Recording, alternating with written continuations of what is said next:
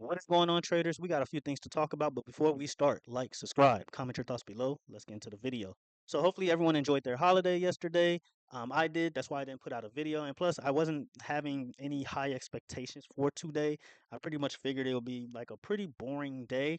But heading into tomorrow, things are looking or starting to look really shaky. Okay, I will say that much. And what do I mean by that? Well, remember in my last video when I told you guys about rising wedge patterns and the idea of rolling over? So I've been trading for like 12 years. All right. And one thing I've always noticed about patterns, especially like patterns that are supposed to go in a certain direction. So, for example, this rising wedge pattern is supposed to be a bearish pattern, right? But what happens when it doesn't do that bearish move? And just in case you think I'm making this pattern up or anything, here's your bounce here, and then you had somewhat of a bounce here, and right here you just had a lot of consolidation on top of the trend or the pattern. So what happens when you break out in the wrong direction? Okay, what happens?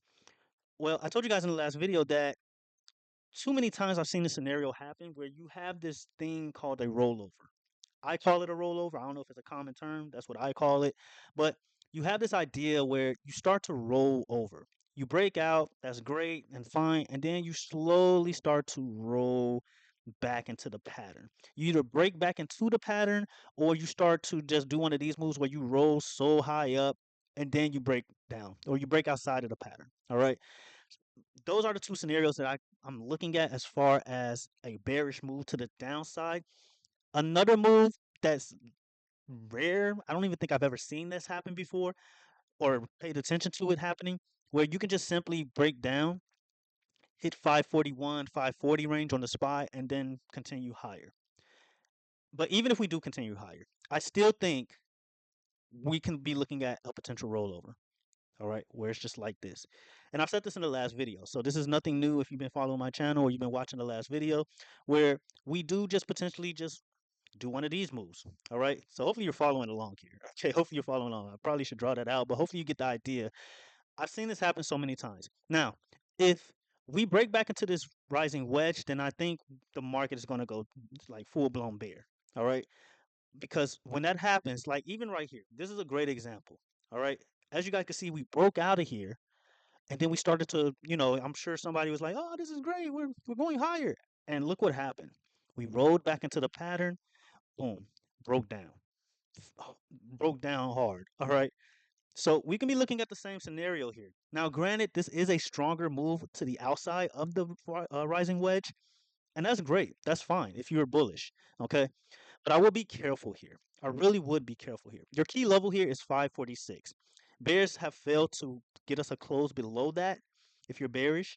So we could be looking at more upside. And right now I'm looking at a retest of 549, 550 on the SPY.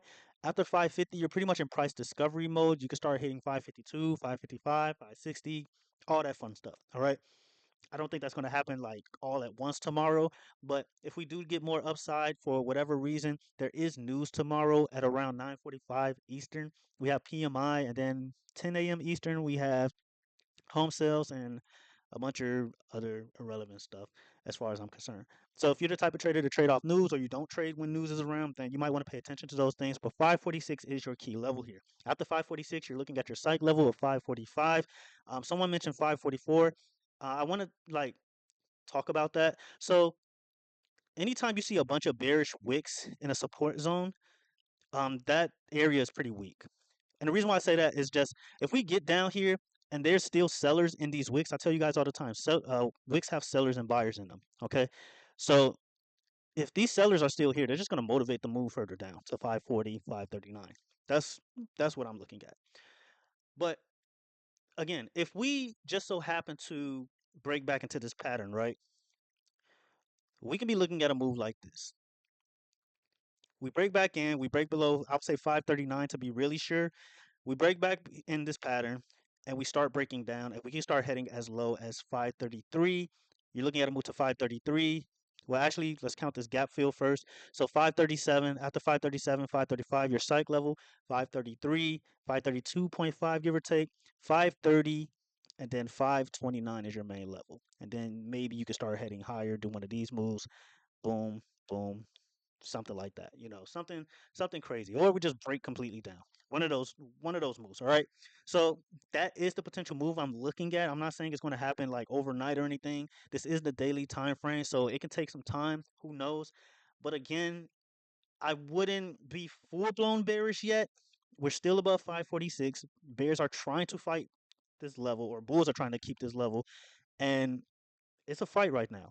So if we do just so happen to head higher heading into tomorrow, if anything, that just supports the bigger rollover picture. Okay, if that makes sense.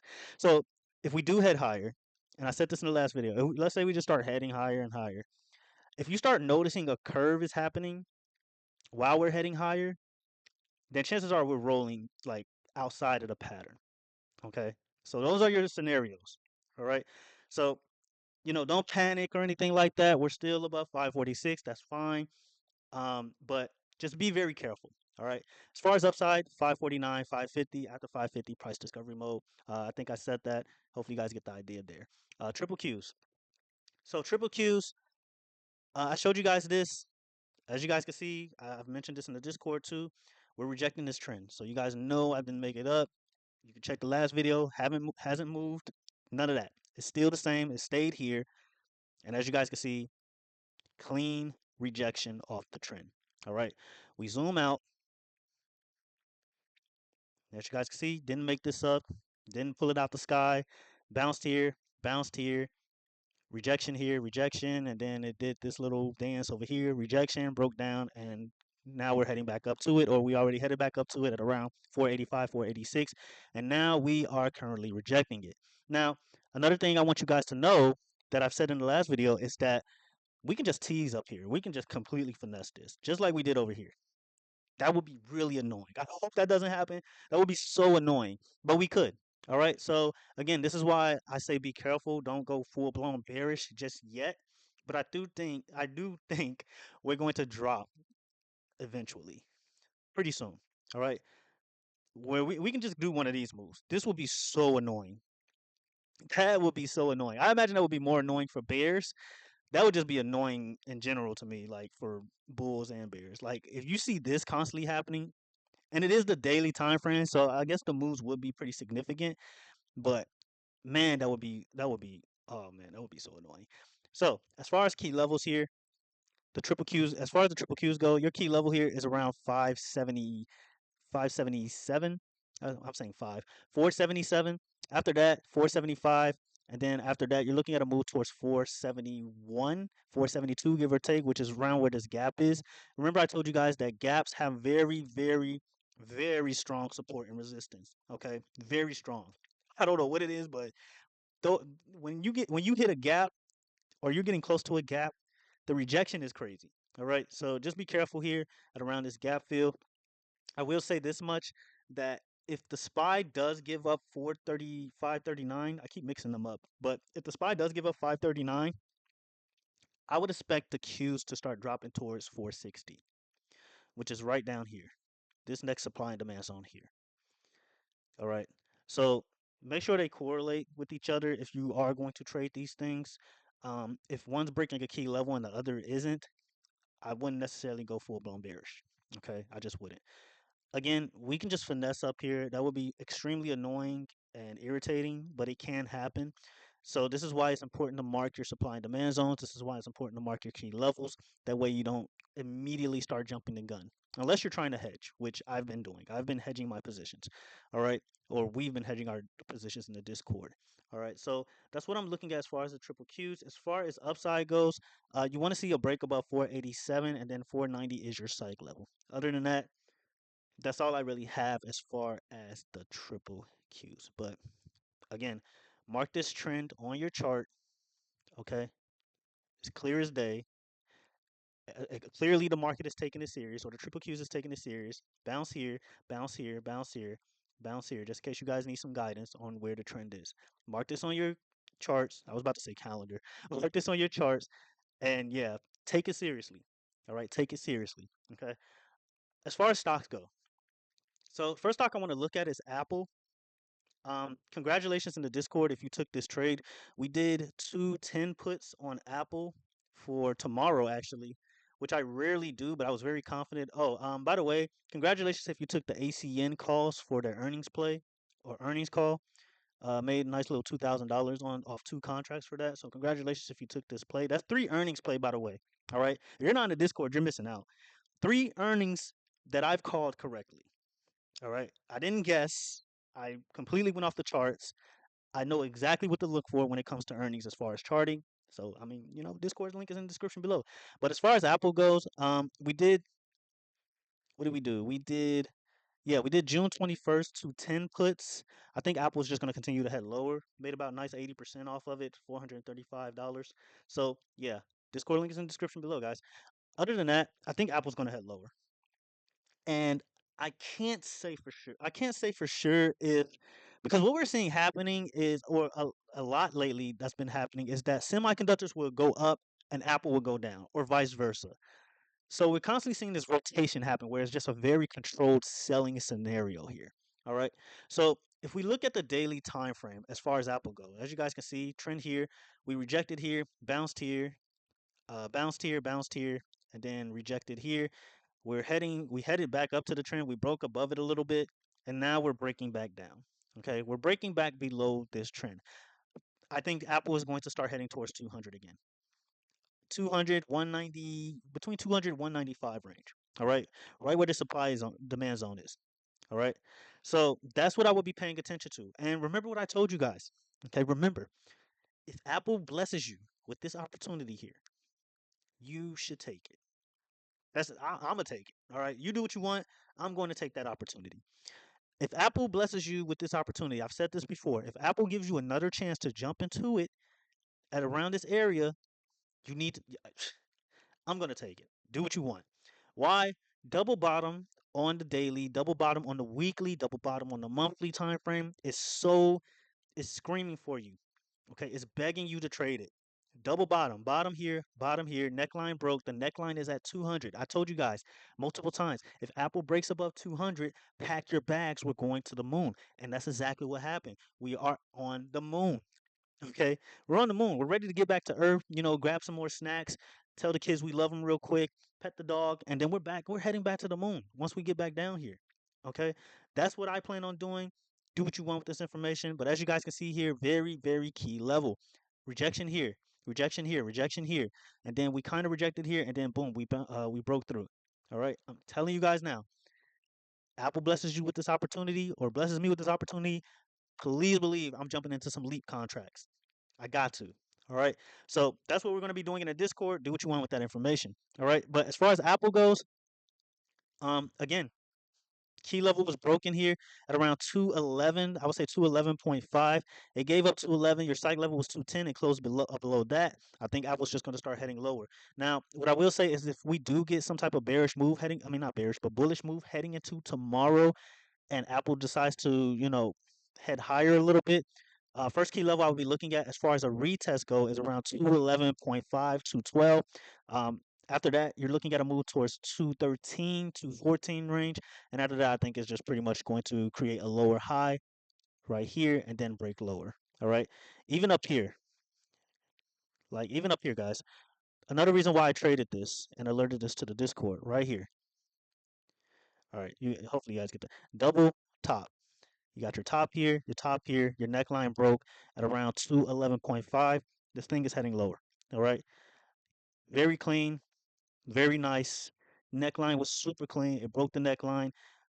Probably retest the neckline. Boom, we're heading lower. Simple as that. All right. So hopefully you got into the trade. Hopefully you if you are in the Discord, hopefully you got into this trade. Very clean trade. Next stock I want to go over is I don't know where it went on my watch list, but AMD. Hopefully I got everything marked still. Yeah, AMD. AMD is like getting on my nerves. It's kind of making me mad. I'm not gonna lie. Um, so AMD, we did 148 puts. We took an original loss on them. We had to close them, and then we re-entered at a better price. AMD is just so annoying. Oh my, it's so annoying.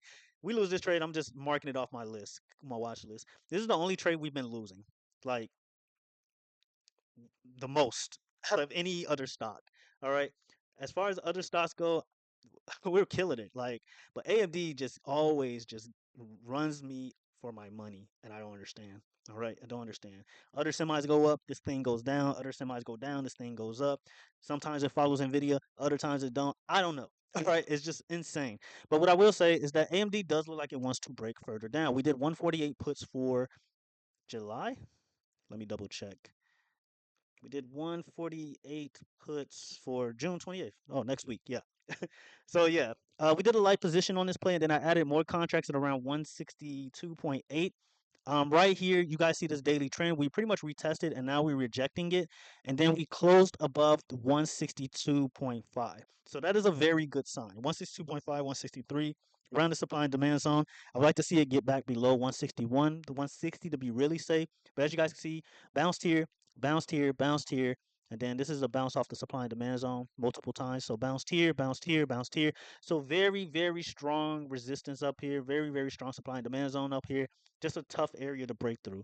So I can't imagine AMD breaking through this without some type of great, amazing news, maybe PMI.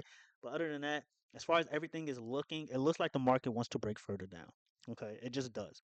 But I'm not gonna, go full blown bear until we start breaking below those key levels. But AMD, you guys see, we broke down, and now we're retesting. We retested the top of this trend at around 167, and heading into tomorrow, I do expect it to start breaking down further.